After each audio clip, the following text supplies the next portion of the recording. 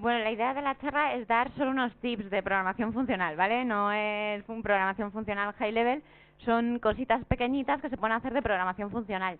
Además es con JavaScript, yo no... Bueno, he estado mirando, he estado marujeando en el Meetup la gente que venía y he visto que sí que había gente a la que tengo en grupos de JavaScript. Entonces no sé hasta qué punto me podéis dar 1000 vueltas y decirme eso se puede hacer mucho mejor. O sea, que seguro sé que se puede hacer mucho mejor, pero van a ser tips muy pequeñitos, cositas muy sencillitas que se pueden hacer con JavaScript. Y lo que ha dicho Leo, pues que si queréis me paráis y lo vemos. Vale, bueno, un poco es esto. A mí me gusta mucho la programación funcional porque yo vengo del mundo de la ciencia pura y además soy profe de una chavalilla de 16 años. Entonces nosotras estamos trabajando ahora mucho con funciones y son sus mates. Entonces a mí me gusta ver la programación funcional similar a las mates que hace ella, ¿vale? Por eso, bueno, en principio era cuando JavaScript conoció las mates, pero bueno, cuando JavaScript aprobó las mates también, o cuando sacó un sobre, que es lo que saca mi niña, porque es muy buena alumna y yo soy muy buena profe. Entonces, bueno, el outline de la charla siempre pongo un outline, luego es un poco coñazo contar lo que vamos a hacer, ¿vale? O sea, al final es esto, es definir la programación funcional, por qué me parece bueno hablar de programación funcional, qué es una función en JavaScript y lo que se puede hacer un poco, lo que viene ya implementado de serie en JavaScript, una serie de métodos y luego lo que podemos implementar nosotros, los tips que podemos implementar nosotros que sean medianamente sencillitos. Luego os contaré, bueno, o sea, hablaremos pero muy poquito de algunas cosas que se pueden hacer pero que yo todavía no sé y que ya cuando sepa os volveré y os lo contaré y luego las conclusiones. Uy, se me ha ido. Espera, que se me ha ido al final, que bien. Empiezo. Y no encuentro... Ah, vale. Vale. Perdón.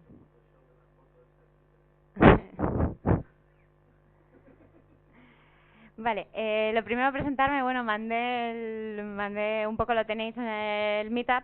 Yo soy licenciada en Ciencias Químicas, soy doctora en Física de Sistemas Complejos y mi chico dice que me vine muy arriba poniendo una foto de Marie Curie, pero bueno, o sea, tengo la autoestima muy alta, ¿qué se va a hacer? Bueno, actualmente estoy trabajando en Singular y es una consultora y estoy destinada en cliente que es BBVA y trabajamos en el grupo de arquitectura front. Bueno, mi tweet también por ahí, por si algo en algún momento. Bueno, la programación funcional principalmente tiene dos cosas así como súper importantes. Una es trabajar con listas, pero la importante es trabajar con funciones, ¿vale? Eso es como lo básico de programación funcional. Luego además la programación funcional tiene lo que va a hacer es tratar las funciones como ciudadanos de primera clase. ¿Que esto qué quiere decir? Vale, pero tratarlos como ciudadanos de primera clase viene siendo tratarlos como ciudadanos de pleno derecho. O sea, pues eso, como si fuesen ricos. Todo lo que puede hacer un rico, pues es lo que va a hacer, es lo que hace un ciudadano de primera clase.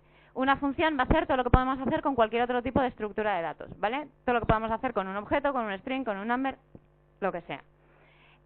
Vale, ¿qué no hace la programación funcional? La programación funcional va a evitar siempre los cambios de estado y la mutación de datos. Bueno, esto más o menos lo vamos a ver un poquito más en detalle, un poquito más adelante, sobre todo lo de la mutación de datos, pero bueno, un poco las ideas. Vale, las características principales de la programación funcional son que es una programación declarativa, que trabaja con funciones puras, que trabaja con transparencia referencial y con inmutabilidad. Vale, lo primero, ¿qué es la programación declarativa? La programación declarativa se diferencia de la programación imperativa porque si yo estoy en mi casa y quiero llegar a un punto X, le puedo decir por qué camino quiero llegar. En imperativa lo que le voy a decir es si quiero ir por el camino de en medio, si quiero ir por el camino de arriba o si quiero ir por el camino de abajo. ¿Vale? Lo que le estoy diciendo es cómo quiero que llegue. Eso es la programación imperativa. Sin embargo, la programación declarativa, al final lo que le digo es yo quiero llegar. Ahora, yo quiero llegar, me das una función para que llegue, pero yo no tengo por qué saber cómo funciona esa función. ¿Vale? De hecho, lo que se dice es que las funciones son cajas negras, porque no siempre tenemos por qué saber qué están haciendo nuestras funciones. Vale. Luego, funciones puras. ¿Qué es una función pura? Una función pura es una función sin efectos secundarios. Aquí va a poner una imagen de algo de homeopatía, pero mi chico me dijo que igual se ofendía a alguien, así que no hay homeopatía, pero vamos, es como eso, no hay efectos secundarios. no afecta a nada que esté detrás. O sea, yo tengo una aplicación y una función dentro de la aplicación y no voy a estar tocando nada que no me hayan pasado para adentro, ¿vale? Que no me hayan dicho explícitamente que quieren que toque. Luego, además, es una función que solo depende de sus argumentos. O sea, a mí me das unos argumentos y yo voy a trabajar con eso, no voy a trabajar con nada de lo de alrededor. ¿Vale? Nosotros estamos aquí en el Ágora, no podemos tocar nada que esté fuera. Vamos a trabajar solo con lo que nos hayan dejado meter aquí.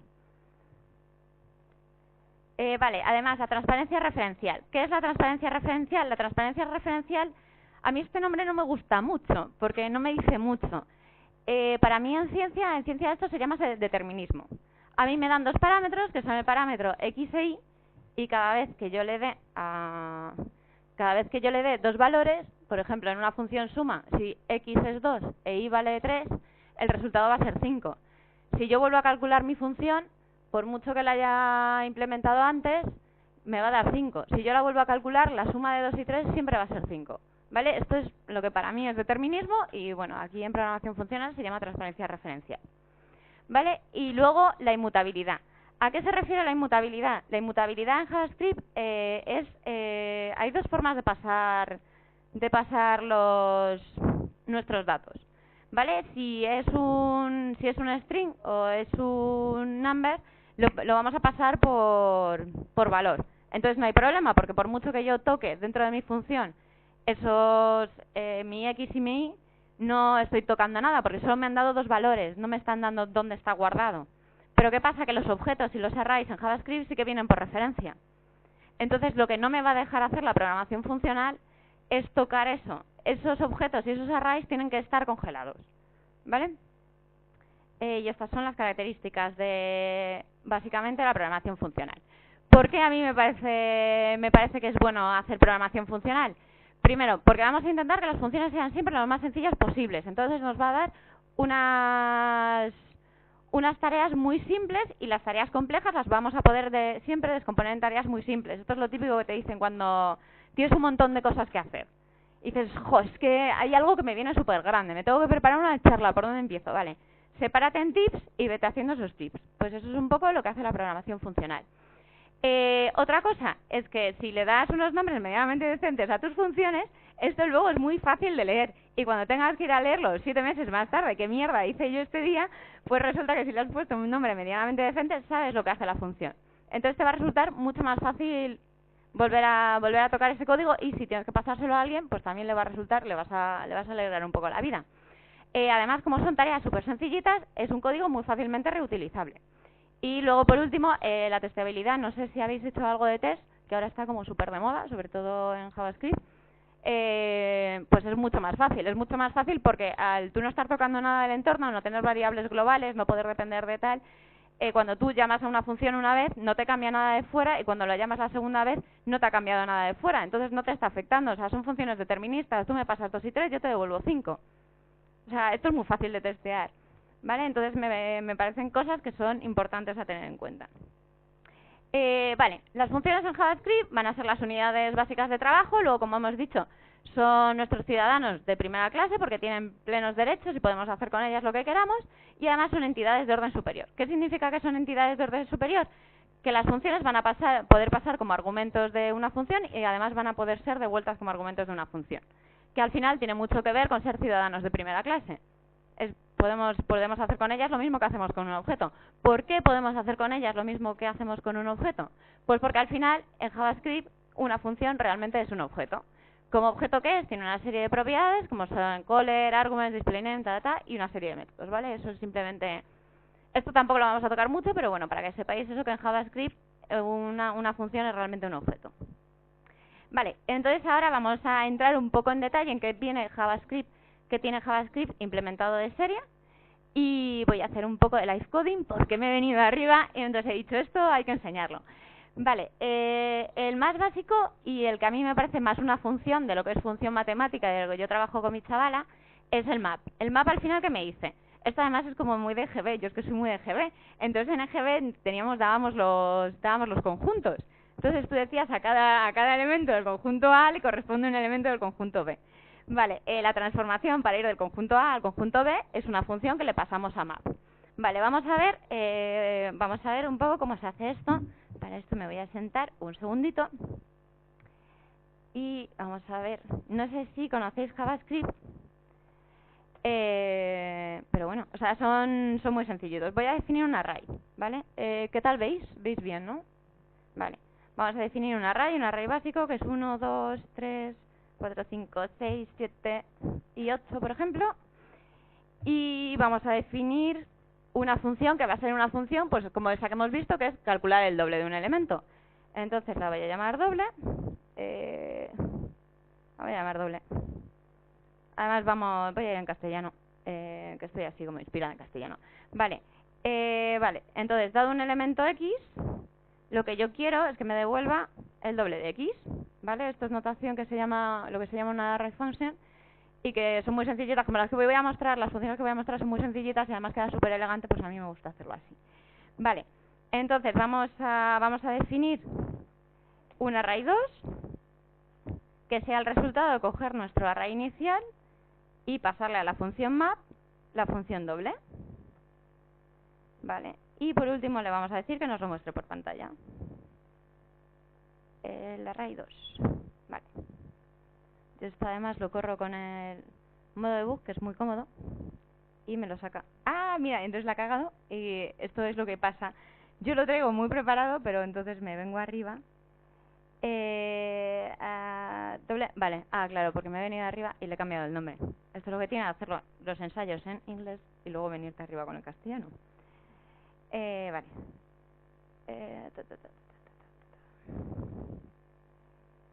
Ay, vale, que no sé dónde estoy. Vale, vemos ahí que ahora sí, ¿vale? Que sí que funciona. Vale, aquí me gustaría que veáis un poco de lo que os contaba antes. De hecho, vamos a enseñar por consola el resultado. Console.log del array inicial, para que veáis que no hay mutación, que el array inicial se queda como estaba, ¿vale? Entonces, no hay mutación porque el array inicial se queda como estaba. 2, le hemos pasado una función como parámetro a otra función. Eso es que son funciones de primera clase y que las funciones son de orden de mayor orden. Y vale, esto es lo que es un doble, que es muy facilito, es muy sencillo y además, o sea, es que es una forma de trabajar con listas y te puede hacer un montón de cosas en un segundo. Vale, estas cosas, además, esta forma de trabajar con listas mola mucho. A mí me mola mucho cuando estás trabajando a veces con promesas, que puedes encadenar promesas y le dices, me vas generando promesas, me las vas encadenando y luego cuando estén todas las resueltas ya me dices lo que sea. Vale, otro método que nos viene de serie en JavaScript es filter. Vale, filter lo que me dice es que si yo a mi conjunto inicial de elementos x y z le paso una función que sea un predicado, o sea, una función que me vaya a devolver un booleano, lo que me devuelve es un conjunto que cumpla esa condición, ¿vale? Al final lo que estoy pasando es una condición y me tiene que devolver el conjunto de elementos del conjunto inicial que cumplen esa condición. ¿Cómo hacemos esto en JavaScript? Pues vale, tenemos nuestro array inicial. Espera, esto lo vamos a dejar ahí. Y vamos a definir la constante filter array. Bueno, esto cae en cada momento, hoy me estoy viniendo arriba, ya no sé si estoy en castellano o en inglés, pero bueno. Vale, y le voy a decir que para un elemento x, si me devuelva todos los que son pares. Entonces, vale, si el resto de dividirla por 2 es igual a 0, me tiene que devolver un true, que es eso lo que le hemos puesto. Vale, entonces vamos a definir constante array 2, va a ser el array inicial filtrado con filter array. Filter array. Vale, y si lo escribo bien, pues todo perfecto. Vale, entonces lo vamos a correr. Vale, y vemos que efectivamente nos ha devuelto de nuevo todos los elementos que cumplían la condición que le hemos dado y que la array inicial no ha mutado. Vale, estos son muy sencillitos. Y el último de los métodos que os voy a enseñar, que JavaScript tiene implementados de serie, es un método súper potente. Este es súper potente. Os voy a enseñar una mierda, porque lo que os voy a enseñar es lo típico, que es una suma o un producto. Me da igual, os puedo enseñar los dos. Pero es una mierda. Pero esto mola mucho para encadenar. O sea, al final, arrays, puedes hacer push en arrays y tal, y está muy bien. Es un método que está muy bien. A mí me gusta mucho, me costó mucho pillarle el truco, sobre todo al elemento inicial, pero está muy bien. Vale, lo típico esto, con lo que lo ves, es con la suma. Vamos a hacerlo con el producto por variar un poco, porque si lo buscáis en Google, siempre os va a dar la suma. Vale, vamos a definir la función producto como una función que dependa de... vale, sí. Vale. Para pasarle a reduce siempre le tenemos que pasar una función que tenga por lo menos dos parámetros. Un parámetro que sea el elemento que está cogiendo del array actual más pref, que es como el resultado de la operación anterior. ¿Vale? Porque lo que hace es acumular una serie de resultados. Luego también le podéis pasar el index, pero vamos, los básicos son el elemento actual sobre el que está trabajando, que yo lo llamo siempre cur, y pref, que es el resultado de la operación anterior. Y esto lo que me tiene que devolver es el elemento actual multiplicado por el resultado de la operación anterior. Vale, entonces vamos a definir el resultado, porque en este caso, como es lo que va a ir haciendo es multiplicar todos los elementos del array, lo que me va a quedar es un número. Vale, y esto va a ser el array inicial por el reduce, que me coge la función prod, y luego le tenemos que pasar, hay dos opciones. Le podemos pasar el elemento inicial, o si no le pasamos el elemento inicial, va a coger como elemento inicial el primer elemento del array. A mí me gusta pasarle el elemento inicial porque controlo lo que hay. Porque si no estoy encadenando productos o sumas, estoy encadenando promesas, estoy encadenando elementos dentro de arrays o etcétera, me puedo perder un poco. Entonces me parece que esto le da un poco de control siempre que le des el elemento inicial. Entonces, bueno, el elemento inicial siempre tiene que ser un elemento neutro. En el caso de la suma sería un 0, en el caso del producto sería un 1. Si lo que quiero que me saque es un array, tendría que ser un array vacío, etcétera, ¿vale? Y vamos a ver qué nos hace.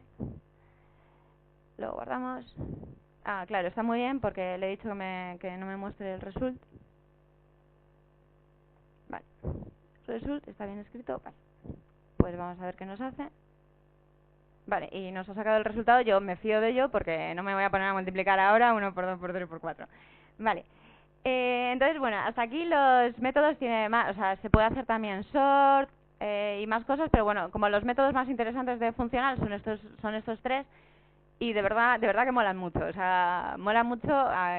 Mi jefe se reía hoy porque me decía, pero qué tema has cogido, Alma Cántaro. Y yo decía, digo, bueno, sabes que a mí me gusta mucho porque te vas a CodeWars y en un minutito te haces una cata de funcional y yo qué sé, quedan bonitas, quedan elegantes y son divertidas, son como sudokus. Soy un poco rara, ¿qué se va a hacer? Vale. Bueno, uno de los tips en los que se basa la programación funcional es la recursividad. ¿Vale? La recursividad se caracteriza por necesita dos cosas fundamentales. Una es una llamada a sí misma, por eso se llama recursiva, porque se llama a sí misma una y otra vez.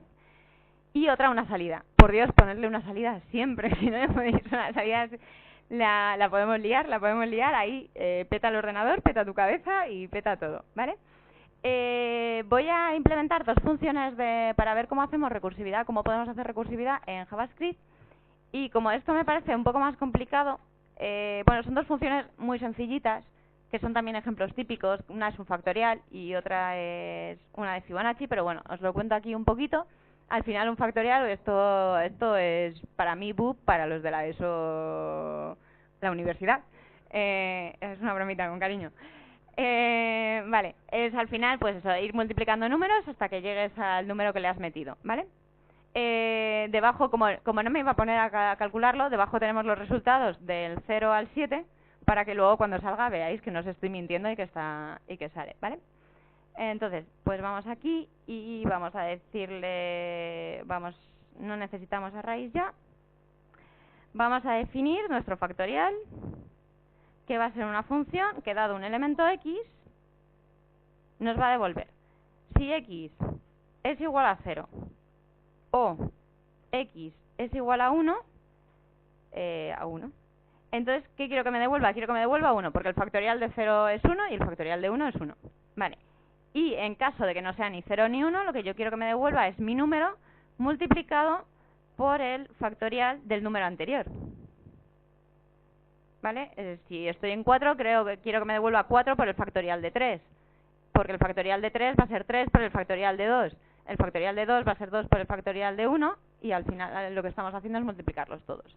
Vale, entonces va a ser por el factorial de x menos 1, y entonces lo que vamos a hacer es console log, le vamos a dar el factorial, aquí le vamos a dar el factorial de 0, y vamos a sacar, os voy a enseñar los casos para que veáis que lo estamos haciendo bien.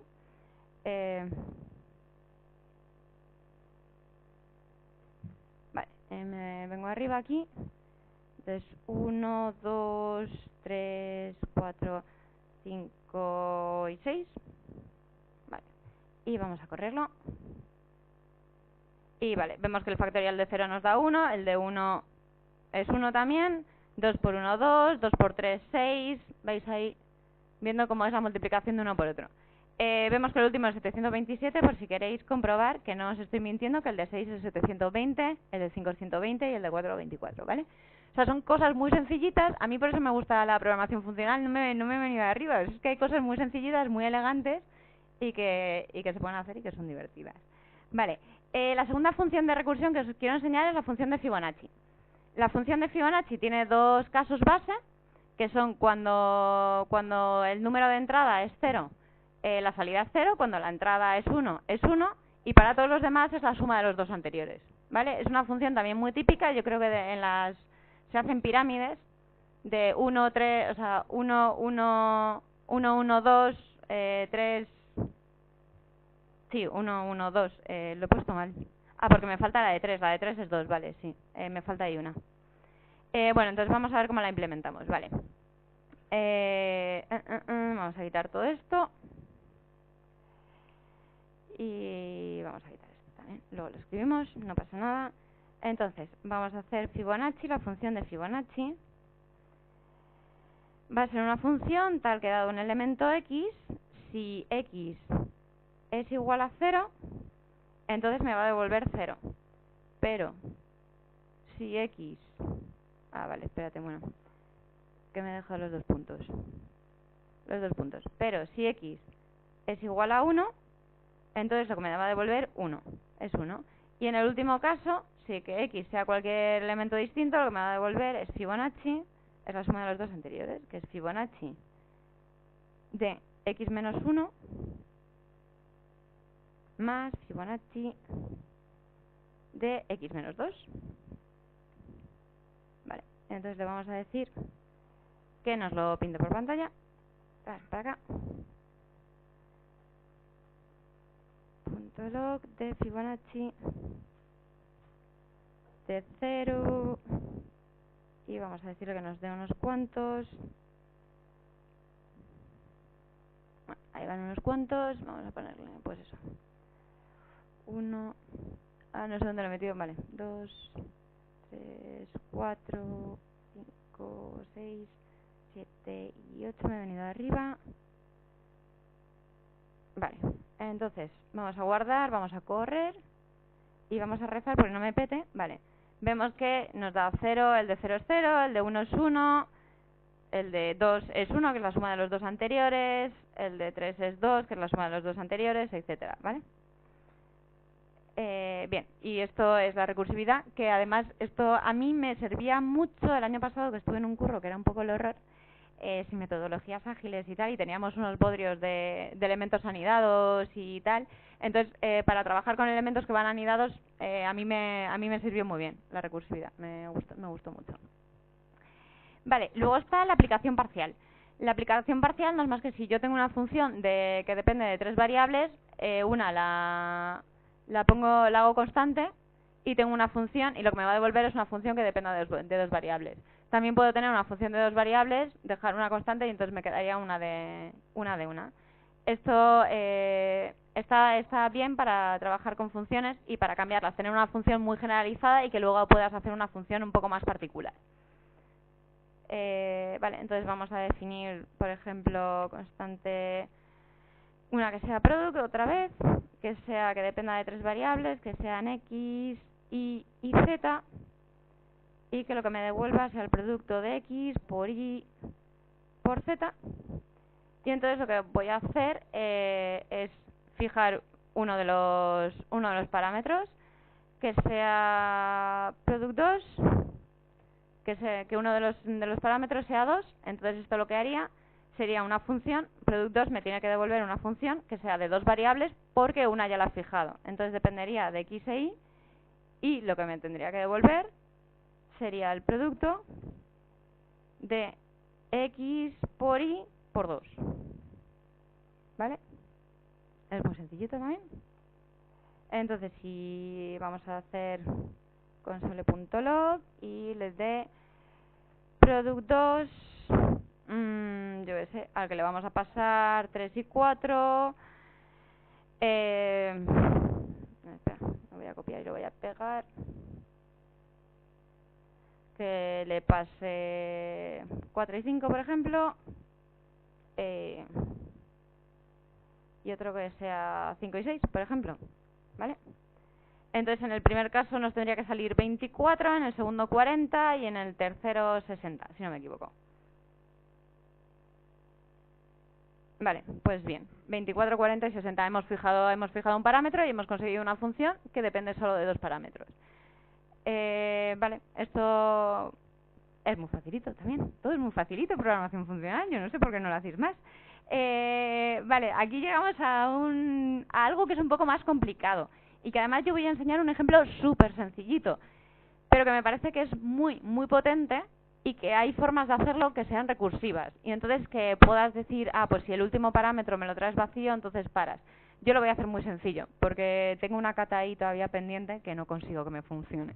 Entonces, todavía no lo tengo pillado con la recursividad. Bueno, anyway, que os voy a enseñar un ejemplo muy sencillo. Pero primero os voy a contar qué es, porque igual no sabéis qué es.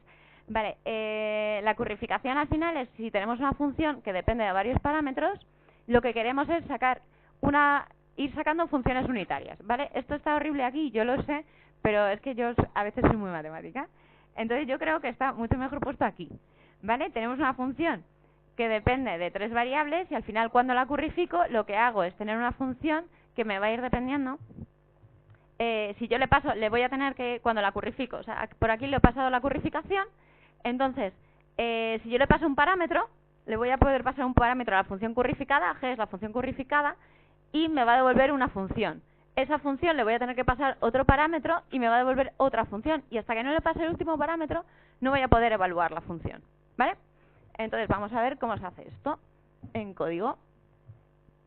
Si vamos al código, vamos a darle primero una función que va a ser, casualmente, product. Vale, soy súper original.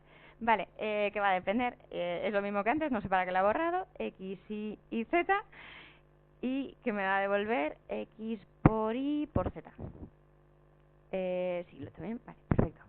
Y ahora quiero definir una función que me currifique una función cualquiera, ¿vale? Me va a currificar una función cualquiera que dependa de 3 parámetros.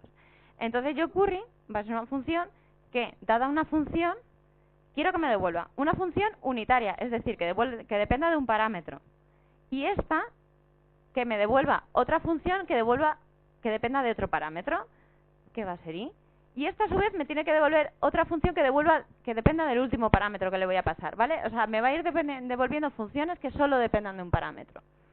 Vale, entonces esta última me va a depender de z. Y cuando ya tengo las 3, entonces ya puedo evaluar. Y entonces lo que me va a devolver va a ser f de x, y z.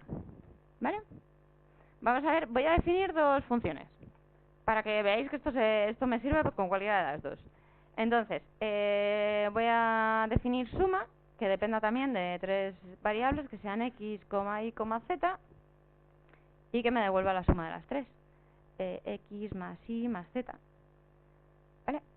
Entonces, voy a hacer una cosa. Vamos a hacer un primero console.log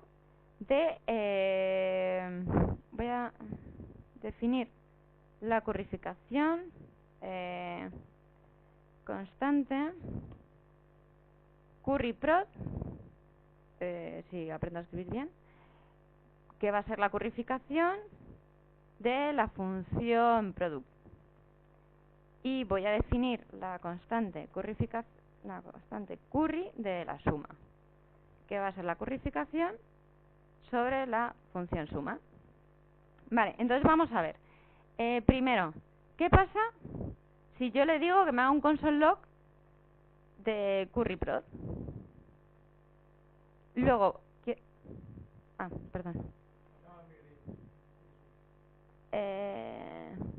¿Falta una Y en currysuma?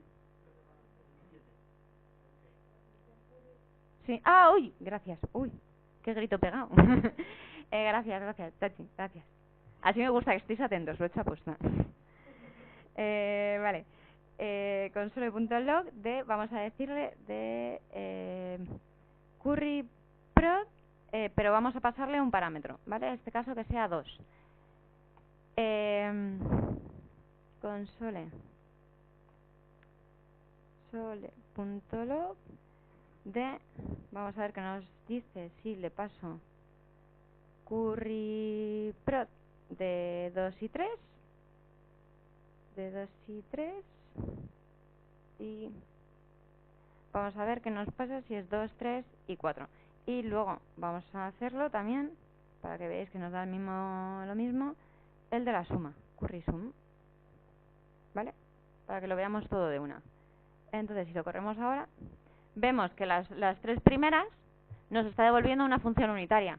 La primera vez que hemos currificado nos devuelve una función que depende de x. La segunda vez que hemos currificado nos da una función que tendría ya fijado el parámetro x, que sería 2, pero me faltan los dos valores y z, pero me devuelve una función que depende solo de y. Si fijo x e y, 2 y 3, lo que me devuelve es una función que depende solo de z. Y si ya le paso z, he conseguido evaluar. Y me da 24, que es el resultado de multiplicar 2 por 3 por 4, o la de la suma, que me da 2 más 3, que es 5, más 4, 9. ¿Vale? Y esto es lo que es la currificación, que es, para mí es uno de los tips un poco más complicados, pero bueno, si empiezas por cositas sencillitas.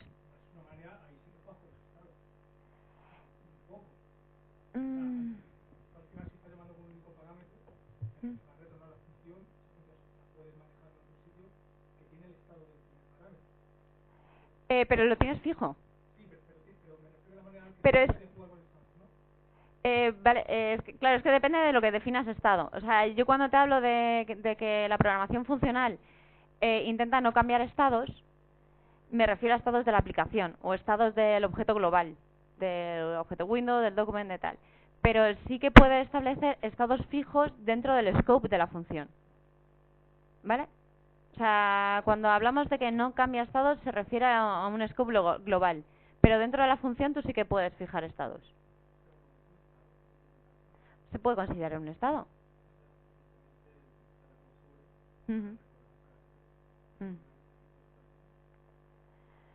O sea, se puede considerar un estado.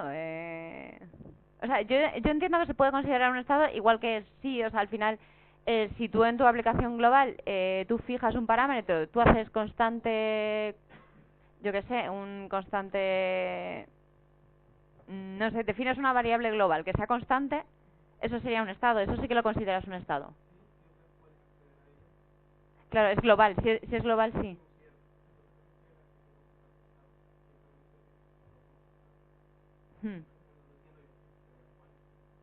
Vale, sí. O sea, sí, yo entiendo las dos cosas, pero puedo entender también que se pueda considerar en algún tal un estado. Siempre y cuando, claro, o sea, pero por eso digo yo que yo no o sea, que no hablábamos que cuando hablamos de inmutabilidad de estados, hablamos de objetos fuera del scope de la función. Eso es. Vale, bien, estamos todos de acuerdo, ¿no? Sí.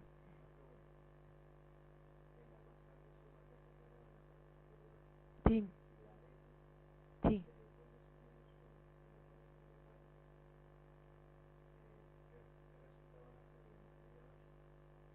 Sí, claro. Sí.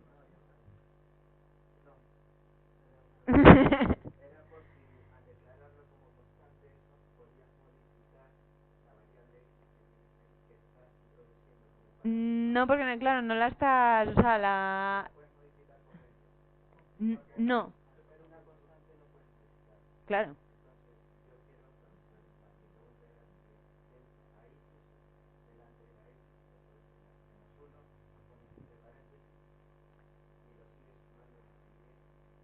Sí, pero al final es, o sea, al final tú no estás variando X ahí. O sea, bueno, o sea, yo le puedo dar, pero al final, ¿eh? Claro, o sea, tú puedes, vamos a ver, en programación funcional tú puedes, o sea, quiero decir, tú con JavaScript tú puedes variar lo que te pasan por parámetros, ¿vale? Tú en JavaScript lo vas a poder modificar. Punto uno, ¿qué pasa? En JavaScript cuando tú pasas variables que son números o strings, los estás pasando por valor. Entonces tú vas a modificar el valor de la X, pero no vas a modificar el valor de la X de la función de donde lo estás llamando, del scope en el que lo estás llamando. ¿Vale? Porque lo estás pasando por valor, no lo estás pasando por referencia. Entonces tú lo puedes modificar, o sea, sí, efectivamente tu valor dentro de la función va a modificar, pero fuera, en lo que es la aplicación global o en el scope en el que lo estés llamando, no la vas a modificar, efectivamente. ¿Vale? Eso por una parte en cuanto a strings y a numbers.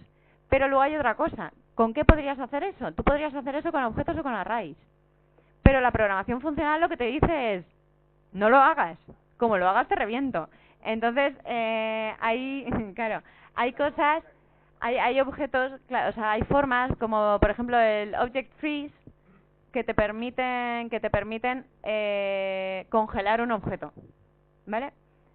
Bueno, no a todos los niveles, pero te permiten congelar el objeto. Y luego la programación funcional, vale, voy, que me enrollo. Sí, que me vaya a mi casa, me están diciendo. Vale, y lo último es la composición, ¿vale? Y esto ya es lo último, os lo enseño y ya yo creo que tal. Vale, la composición es, al final, tenemos dos funciones, vale, esta no me sirve, porque no me sirve, ¿vale? Voy a tener dos funciones, el producto y el square, que se ha dado un valor X que me devuelva X por X. Vale, la composición que hace lo que su propio nombre indica, ¿vale? Lo que me va a hacer es cogerme dos funciones y me va a permitir encadenar las dos funciones.